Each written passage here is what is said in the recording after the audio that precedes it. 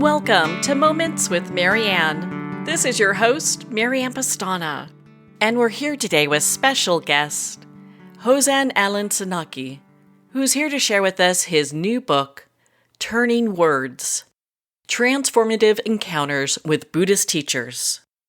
Have you ever had an experience with a spiritual teacher that has transformed your life? It's so interesting how sometimes the most simplest phrases can change things around forever. For more than 35 years of practice in Zen and socially engaged Buddhism, Alan Senauke has had a range of remarkable encounters with Buddhist teachers and spiritual friends.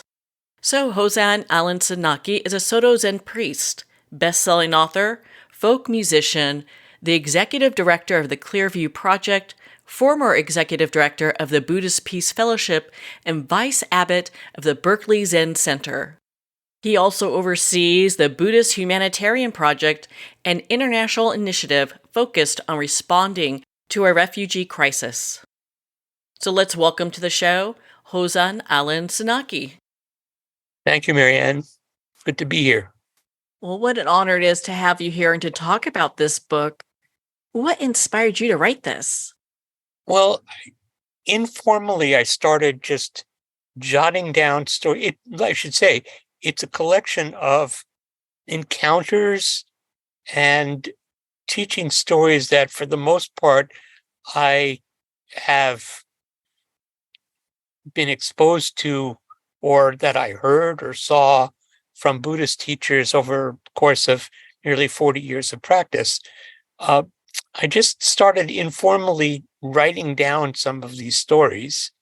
And then I started combing through my mind to find more of them, and also for each story to create some kind of context about what the learning point or what the turning point was for me in the particular encounter. So, what do you mean by turning words? I think for a lot of people, they may have probably never heard that. Sure. Turning words are, so in Zen literature, there's a great literature of what are called koans, K-O-A-N-S, and these are generally enlightening encounters between teachers and students. And often the form of the koan, or the narrative, is the teacher says or does something that catalyzes awakening for the student. And this is what you would call a turning word or turning act, that it turns them from their habitual mind to their larger, open, receptive mind. Would that be the same thing as when people have like an aha moment? Sure. Yeah, exactly. I think that kind of is exciting for a lot of people because I'm sure everyone can relate to that. Yes. I mean, people have these, they have them all the time. And I just found a value in, for me at least, in taking stock of them. And also, it reveals something about the nature of the relationship between myself as a student and a teacher who may be a teacher, but also may be quite an ordinary person.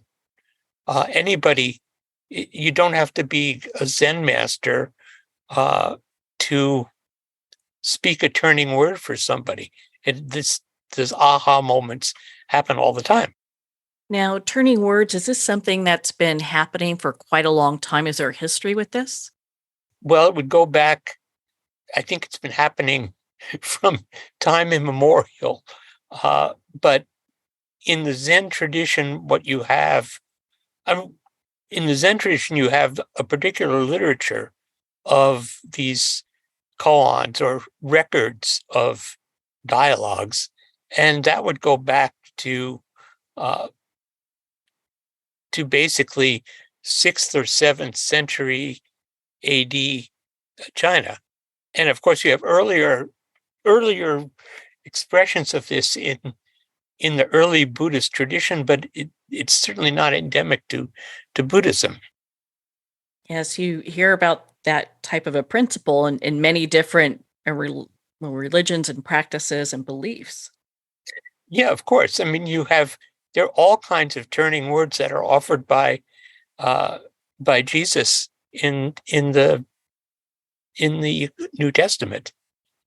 He's he's very skilled at that, at turning people around to uh, their religious essence or their religious nature.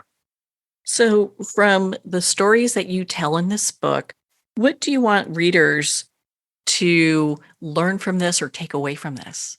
I don't have anything in particular. I think uh, the attempt is to write these stories or tell these stories in such a way that possibly it communicates a turning moment for the reader. And that's the case with these koans or public records of Zen literature.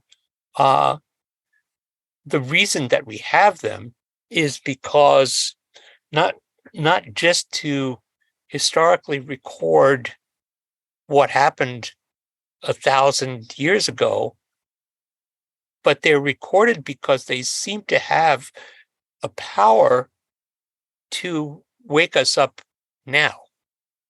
And I think that, it might be a bit of an exalted uh, ambition, but I hope that someone might find something in what I've written that resonates with them and helps them see things from a different perspective.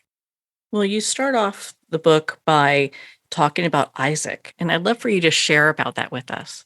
Sure, read a short portion of that. So one afternoon during a visit from my father, he and I, just the two of us, were driving north from Palo Alto, where he had been visiting some old friends. He was driving, and I was taking in the view. He turned to me and asked, "I want to know, are you happy?" This was one of those impossible questions.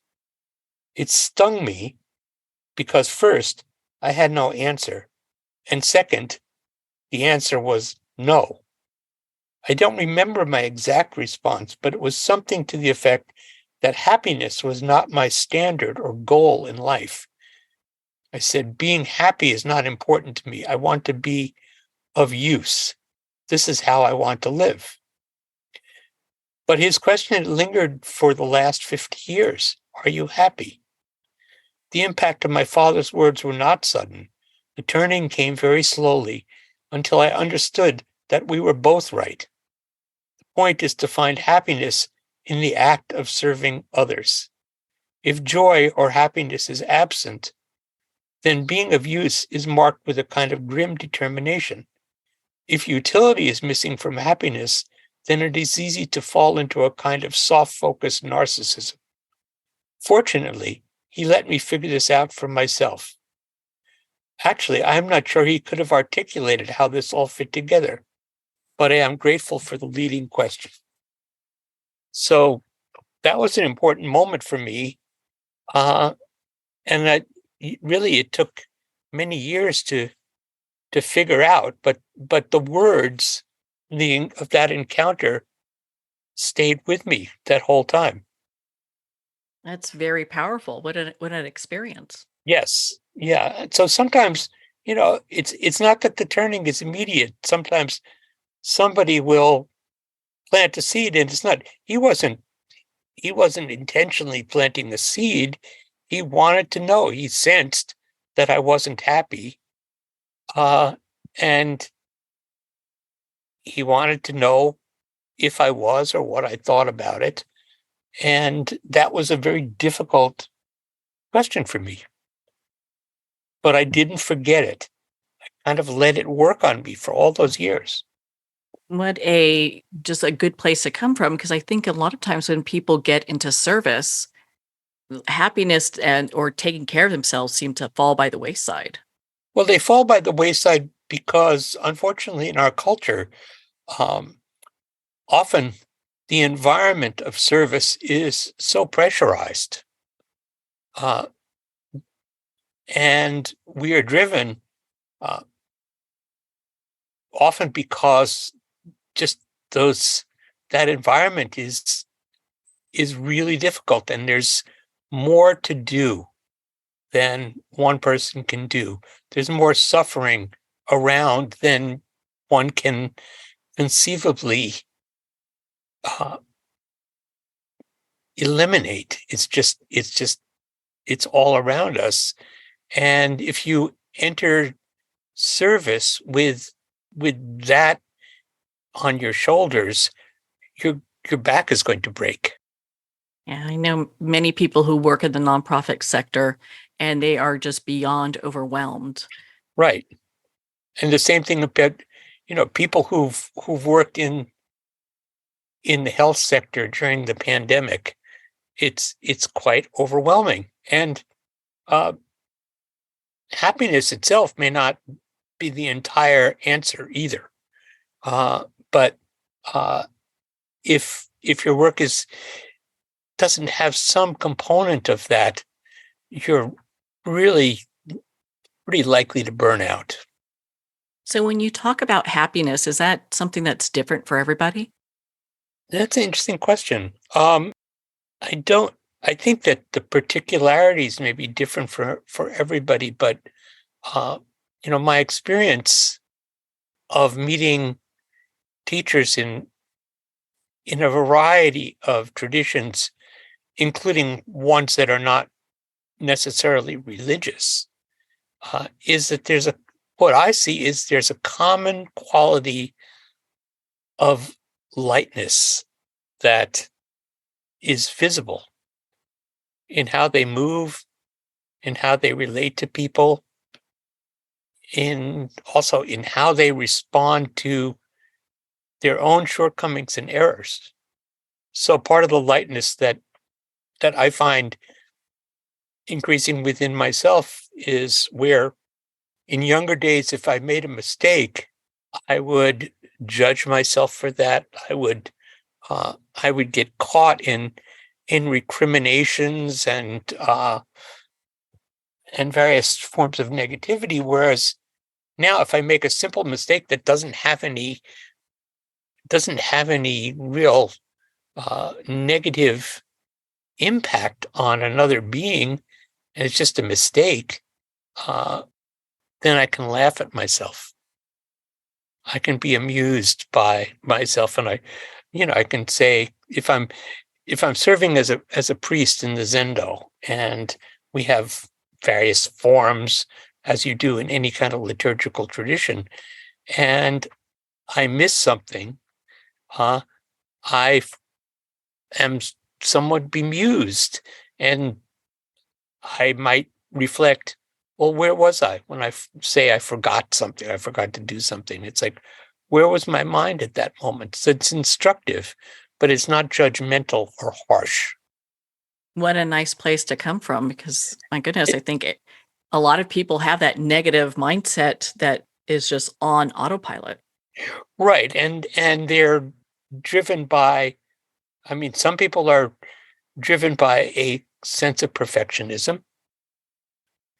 And that's a particular kind of illness, if you will. And there are other illnesses, but that was something I had to deal with, and it relates uh, to another story in the book uh, where my long term teacher, uh, Sojan Weitzman Roshi, uh, spoke to me not long after I had started to practice. So this was in the middle 1980s, and he was the abbot and teacher of Berkeley Zen Center for more than 50 years. He died in January of 2021. But anyway, this is going back to the middle 1980s. And he just watched me for a while, for a long time, for a year. And then one day in our kind of formal interview process that we have, a meeting with a teacher, he just said, "You should let things fall apart." And that was a turning word for me. I'll never forget the impact of that, and I'll never forget those words. And I keep working with them to understand what does that mean? On one sense, what he was saying was, you can't hold things together in yourself or in your social environment by sheer force of will. Things are going to fall apart. And you have to accept that. On the other hand, each of us has to be responsible for ourselves, and we have to understand what it is, where we should apply ourselves to hold things together and where we should let go. It's a subtle point the more you investigate it. And I would say, and again, this is another story in the book. At one point, he said, this is before the pandemic, he was talking about our community, which is a wonderful community here at the Berkeley Zen Center. And it's survived the pandemic and survived Sojin's illness and death and transition and leadership. But well before the pandemic, he sort of looked around one day in a lecture and said, everything is going great here, but in a moment it can just go and disappear. And, we understood what he was saying, but it seemed our practice and our way of doing things seemed so established. And then the pandemic came and it all went away, and we had to start from scratch to figure out what worked. And so, things can fall apart in a moment. There's no way we could have resisted that. Does falling apart, letting things fall apart, also kind of invite the readers and our listeners to give up some of that control or perfectionism as well? Yes. Yeah, I think it means to give up, to recognize that ultimately one is not in control and that your perfectionism isn't going to get you through.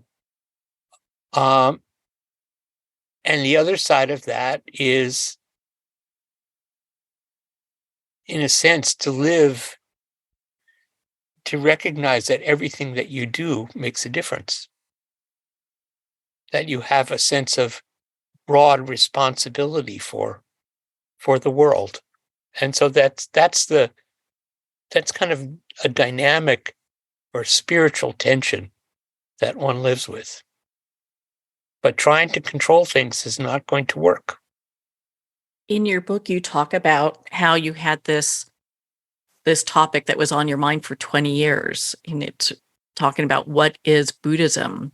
And I'd love for you to expand on that for our listeners. Sure. I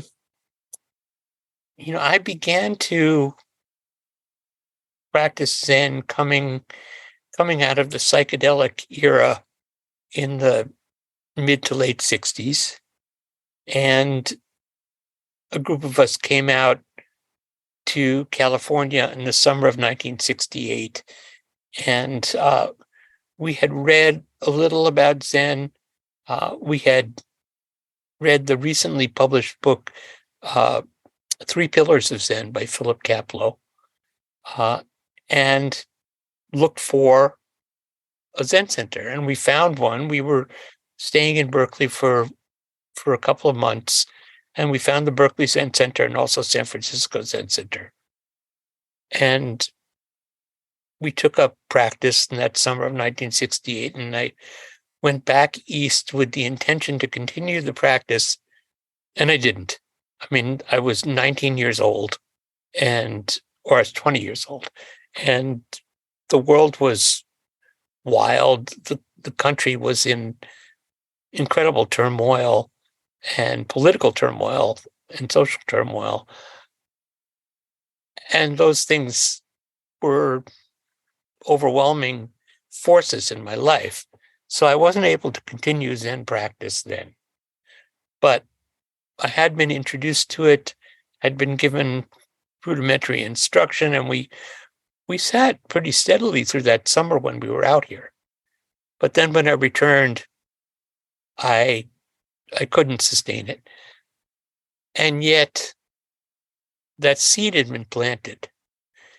And I think the story that I tell, uh, I had friends shortly after and going into the 1970s and continuing who were students of the very well-known Tibetan teacher Chogyam Trungpa. Uh, and these were good friends of mine. And I wasn't in discussion with them, but I would hear about the fact that they had taken up Buddhist practice with Trungpa. And you'd hear these wild stories about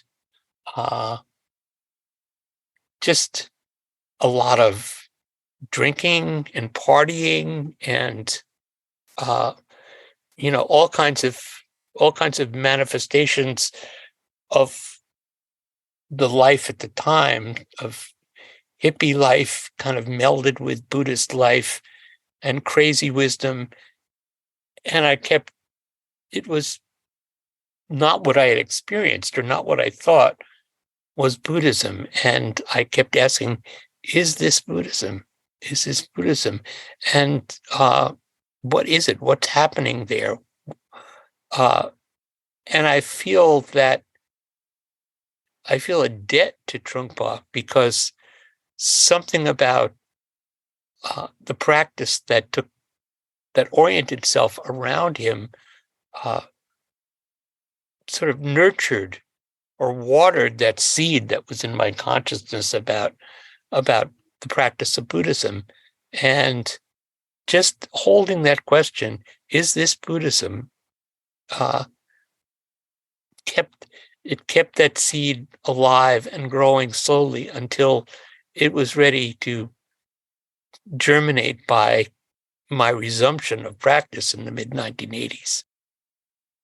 Yeah, Buddhism can take many different forms, and I'm not advocating one over the other, but I also was incredibly lucky that I came to this place the first time in 1968, and when the circumstances of my life changed, and I was again looking for some kind of practice, I happened to be back here in Berkeley, and that time in the 80s when I walked onto the grounds here at Berkeley Zen Center, I felt home, and I was home, and I've been living here for more than 37 years.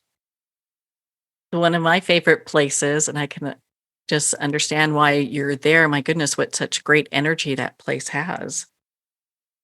Yeah, it's really wonderful.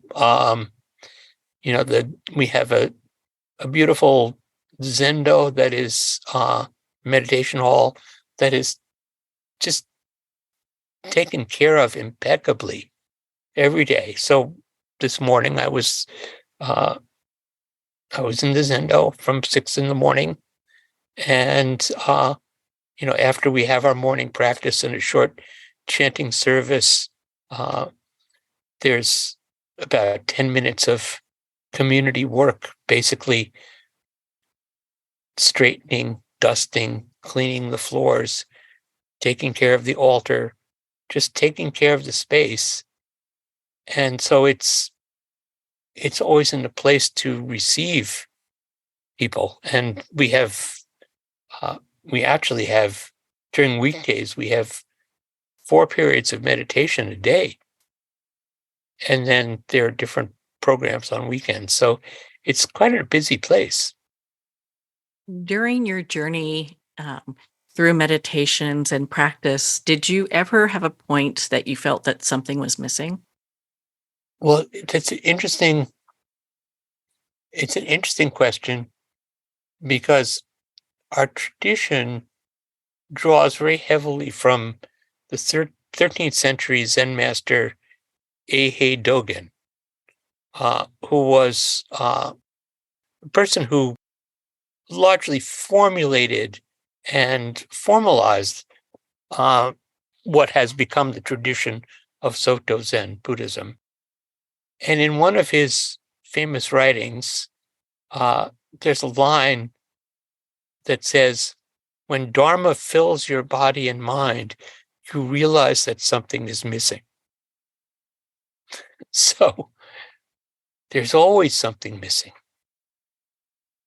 And the deeper you are in your spiritual practice, the more you come to understand that things that things are impermanent, they're changing all the time.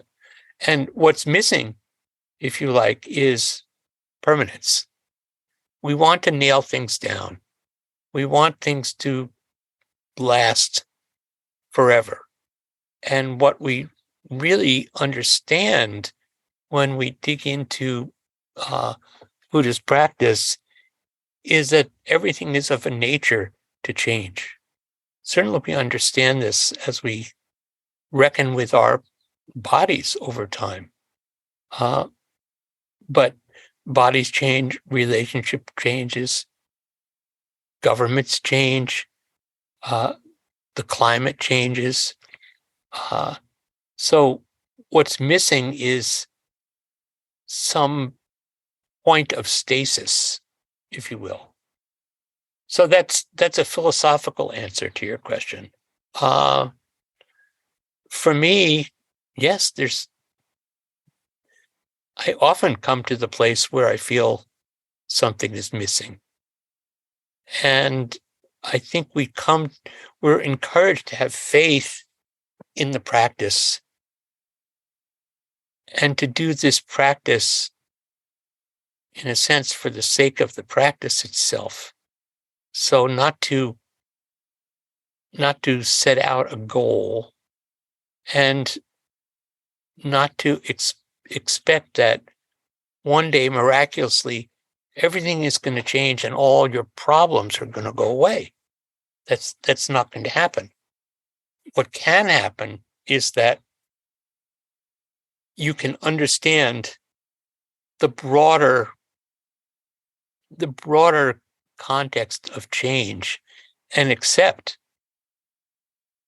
that things change, that accept that something's missing. So if I were to finish that statement by Master Dogen, it says, when Dharma fills your body and mind, in other words, when you're enlightened, you realize that something is missing. And I would add, and that's just fine. So to recognize your imperfections, to recognize your shortcomings or your fading abilities in certain areas. Let me just step back a second and go to basic Buddhism. In the earliest teachings, there's what's called 3 marks of existence. So these are 3 characteristics of our lives. This is from the Buddhist teaching. One mark is that things are impermanent. The second mark is the mark of what's called non-self, which means that everything and every person is the intersection of infinite causes and conditions. Just as you cannot point to any one part of an automobile and say that's a car. It's the whole of the body, the engine, the tires, and so forth that come together to make what we call a car. There's no essential carness. And so anyway, the third point in the traditional teaching is dukkha, or suffering. So the three marks are impermanence, non-self, and suffering. Well, in later Mahayana Buddhist tradition, you have the first two marks, and the third mark is, instead of suffering, it's nirvana. And what this says to me is that either one, that your attitude towards impermanence and non-self is the determinant of whether you are suffering or whether you feel free. And so it's really a matter of a point of view. So I don't know, that's a long way around to answer your question. Well, thank you. I'm glad that you went into that discussion because Yeah. I think it opens the door for so many people. And especially when we look at what's our practice in more of a mindful way, how does mindfulness really work with our practice? Well, I think that one of the things I see is that there's often a misconception of what Buddhist mindfulness is. And that conception is often that means to just be aware of the present moment, and of the present moment, which then becomes the next present moment. It's just what sometimes is called bare awareness. And to me, that's an incomplete vision of mindfulness. So traditionally, there are four foundations of mindfulness. You're mindful of your body, which means you're looking at the conditions of your body, your posture, also your health, and so forth. You're mindful of your breath, which is the most basic and accessible point of access for meditation. Just being mindful, being attentive to your breath, which is something we do that determines whether we are alive or not. The third foundation is to be mindful of the mind, of your activities, your thoughts, your feelings, and just notice the flow of them arising and falling away. Then the fourth foundation is interesting because it moves away from just this experience of bare awareness, whether it's awareness of your body, your breath, or your mind. It's the fourth foundation is called mindful of the dharmas. And really what this means is being mindful of a number of traditional meditation systems that the Buddha teaches. So he teaches the Four Noble Truths and the Eightfold Path, and other systems like the hindrances and the factors of enlightenment. And I'm not going to go into all of that now, but what that means to me is it's like putting in place a set of lenses through which you look at your thoughts and your experience. So it's not just a bare awareness, it's actually the application of Buddhist teachings. So for example, if you're really angry, which is something that is inevitably going to arise for all of us, then there are Buddhist teachings that are remedial. They're Buddhist teachings in that would fit into that fourth foundation of mindfulness that you can use to apply to that anger to heal it, to cool it. So it's not just letting things be exactly what they are. Sometimes it's for the sake of taking care of oneself and taking care of others, to bring these lenses or these tools to bear on our experience. And I think this is something that we learn to do because the practice itself is about the continuing investigation of who I am. You have so many wonderful stories that encompass turning words. What are a couple that you'd like to share with us? Let me share something from my wife. Lori is my teacher. Is one of my teachers, and there are moments that we talk about all the time. I'm going to sort of go through two of these pieces shortly. So one is called The Nature of Suffering.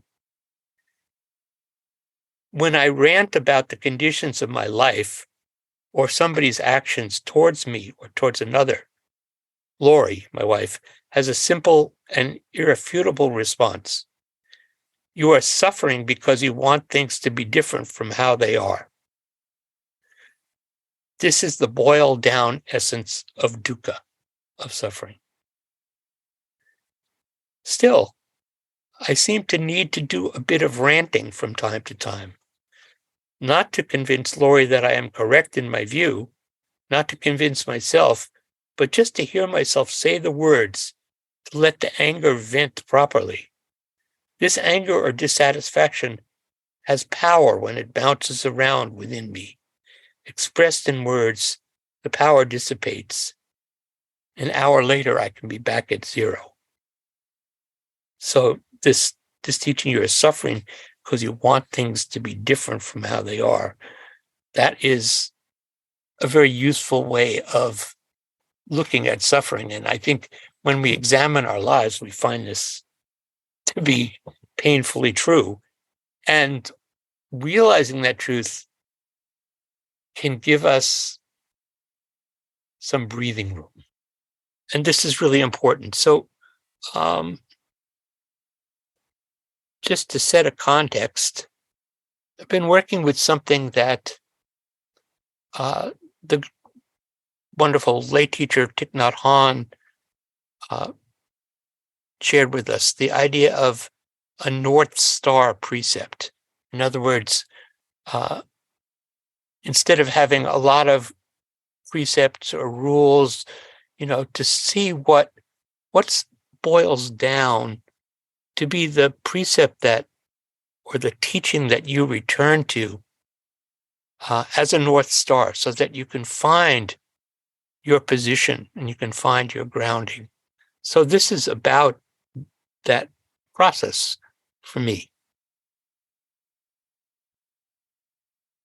And again, this is something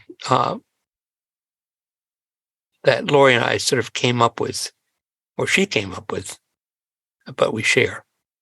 There are always people in our lives whose needs appear overwhelming. Sometimes those needs are overwhelming for the person experiencing them and for others who try to help them meet those needs. Friends, neighbors, loved ones knock on our door looking for assistance of various kinds at various times. Within our limited material means, we offer what we can, even when it is not nearly enough. But we can always, or almost always, give our care and attention. We can accompany people. We can listen. Lori came up with this phrase, words we can share explicitly or implicitly. I will not abandon you. This is what Thich Nhat Hanh describes as a North Star precept, a principle we have come to in our own words that expresses the Bodhisattva's vow to awaken with all beings. I will not abandon you. I may not be able to give you all that you need or think you need, but I will not turn away from you. in the hardest times, in the middle of the night, you can call me, and I will do my best to hold your grief and fear. At least I can do that. That is so powerful. It's a very powerful to have that statement to really kind of stay on it. Lori also talks about everything is perfect. And was really interested in that. Lori and I were discussing a Zen talk where I heard the proposition that everything is perfect, which did not sit easily with me. Lori proposed an alternative formulation. This moment has in it everything I need in order to wake up. Yes. Yeah, that's good. It's, I think there's an idealization that one falls into, and you hear it kind of as a cliche in Buddhism. Everything is perfect just as it is. Well, I don't think so. I think it's enough to say, as soon as you say perfect, then you are you're redefining the way things are. I think it's perhaps sufficient to say everything is as it is. This is how it is at this moment. And then to go to the proposition that Lori offered, and this moment has everything that is needed in order for me to wake up. And that's more resonant. That resonates with me in a way that everything is perfect doesn't.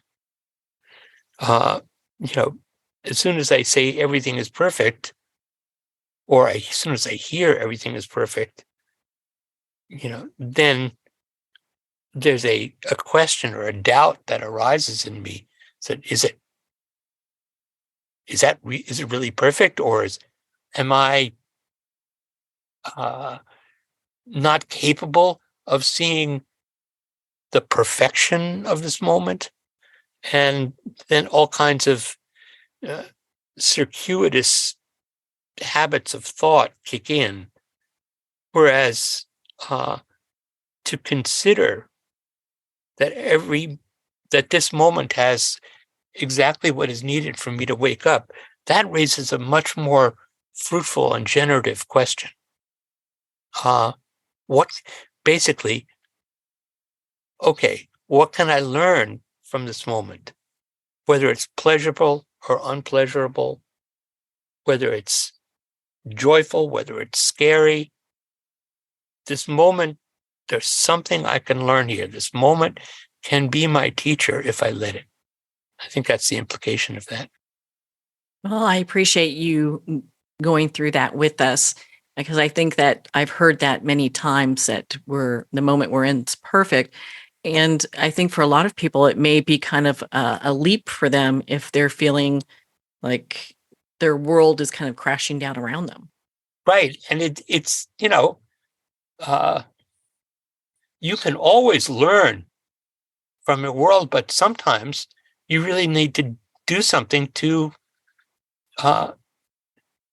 work with it, to help it. Circumstances are not perfect. There are circumstances that each of us is responsible for that cause suffering for other beings. And that's not necessarily perfect for them, nor is it perfect for us. But the thing about, and this gets back to say that everything is perfect can also lead one to a kind of passivity or resignation.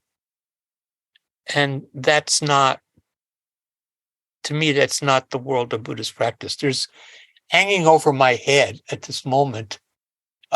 There's a piece from Thich Nhat Hanh that's called "Mindfulness Must Be Engaged." He said, once there is seeing in mindfulness, there must be acting. Otherwise, what is the purpose of seeing? So we must be aware of the real problems of the world, then with mindfulness, we will not know what to do and what not to do to be of help. So it's not about passivity or resignation. It's really about it is there about how to serve others. Really getting into that action segment Yes. and off the cushion. Yeah. Yeah. Well, to me, the meditation hall, or the Zendo, it's a kind of laboratory. And what we do when we're sitting in Zazen meditation is we're encountering ourselves really deeply and in an environment that is hopefully safe, relatively quiet, uh, minimal stimulation. And so we have enough, uh, we can really pay attention to what is arising within our bodies and minds without all the background noise. But that's not the purpose. The purpose is, how do I live? And so there's a wonderful practice that we do, in many meditation halls. When you're leaving the meditation hall, at the doorway, you turn back towards the altar and bow to the altar and then leave. We don't do that in Berkeley Zen Center. What we do is we get to the threshold of the door and we give a small bow before, and then step over the threshold. The small bow out, towards the door, not towards the altar. And the implication of that is that we are actually taking our meditation into the world. It's not like it ends at the doorstep. We cultivate it inside the meditation hall. But then, as Thich Nhat Hanh says, if there's a seeing that you do within the meditation hall, there must be acting. And the acting is what we bring forward into the rest of our life. Well, Alan, your book, Turning Words, I found to be just so empowering. Thank you. Oh my gosh, yes, my goodness. Where can our listeners connect with you and be part of your community and learn more about your work? 2 places, and there's berkeleyzencenter.org, all one word, berkeleyzencenter.org, and that's we have online meditation every day, as well as in person. If you're here and can come, please come.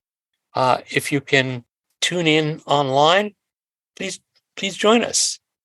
And we have people almost every day from different parts of the world. We have there's a small group of people from South India who are sitting zazen with us every day.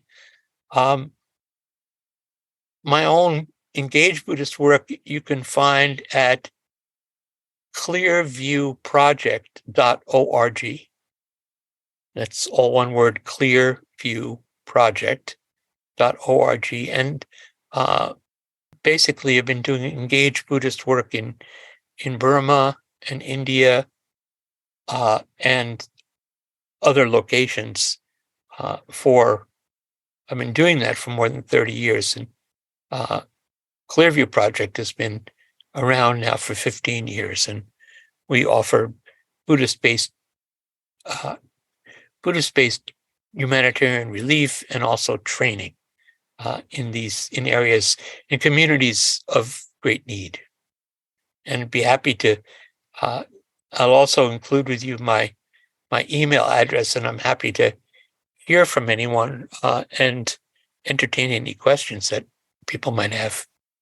With the meditation practice you do, that's open, is that something that's open to all levels of people Yes. in meditation? Yes. Yeah. And we do have meditation instruction here at Berkeley Zen Center every Saturday morning. at I think at 8:40 Pacific time, and there are also on the Berkeley Zen Center website there's some videos and instruction from meditation instruction by my teacher Sojin Roshi. Fantastic video, and then also something from me. So that's available as well. Well, Alan, thank you so much for taking the time to be on the show with us here today. Well, thank you so much, Marianne. I'm really honored to do that. Well, thank you, Hozan Alan Senauke. It has been such an honor to spend this time with you and to talk about your new book, Turning Words: Transformative Encounters with Buddhist Teachers. Turning Words is available at Amazon, Barnes & Noble, and all indie retailers.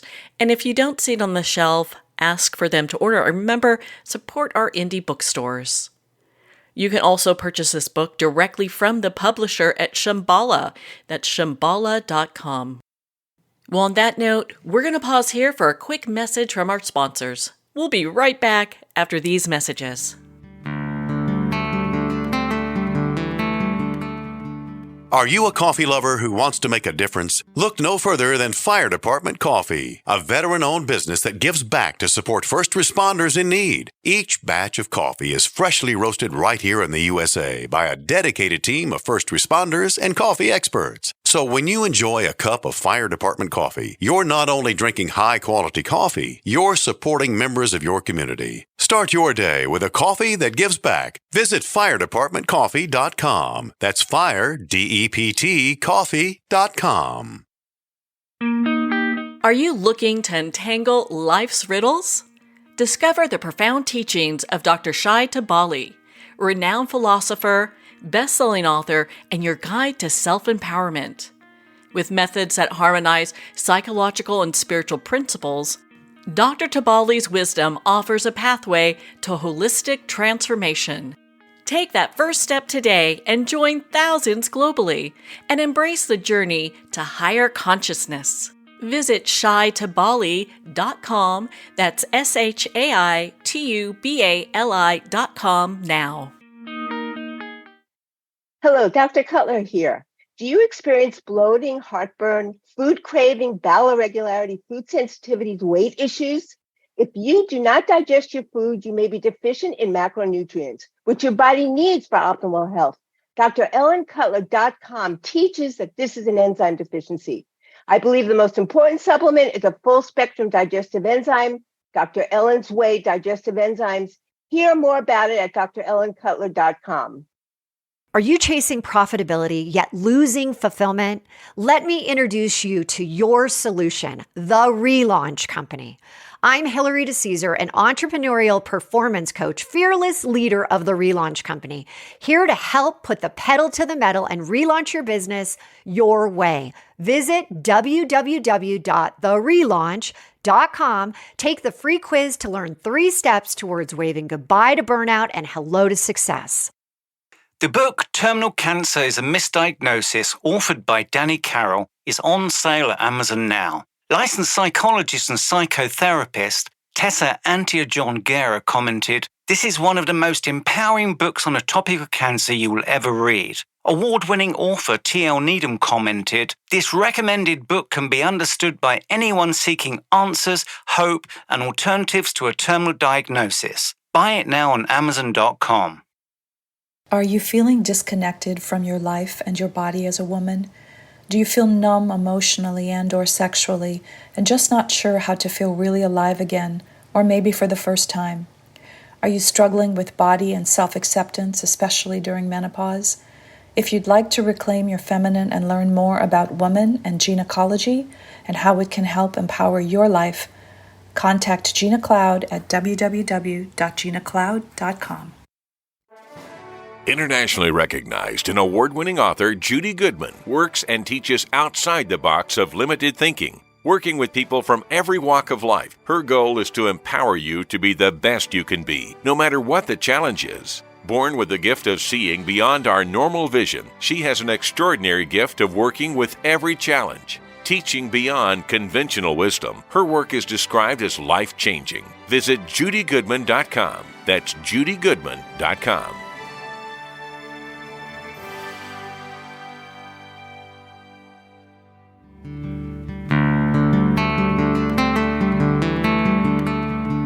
I'd like to thank Jason Eastwood at Guitarfulness for sharing his inspiring music and talent with us. His music is known worldwide for cultivating atmospheres of harmony, inner peace, and clarity. Visit Jason's website at guitarfulness.com. Join his newsletter, be part of his community, and download his music.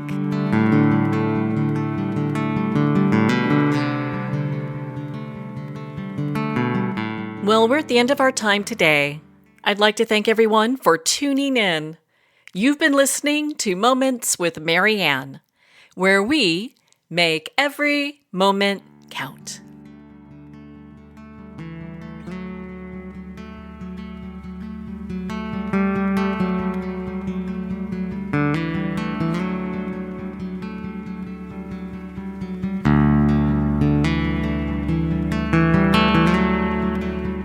In a single moment, your life can change. Moments with Marianne is a transformative hour that covers an endless array of topics with the best of the best. Her guests are leaders in their fields, ranging from inspirational authors, top industry leaders, and business and spiritual entrepreneurs. Each guest is gifted and a true visionary, a recognized leader in her own work, and while teaching others to develop, refocus, and grow, Marianne will bring the best guest and sometimes a special surprise. Don't miss this. You never know just which moment will change your life forever.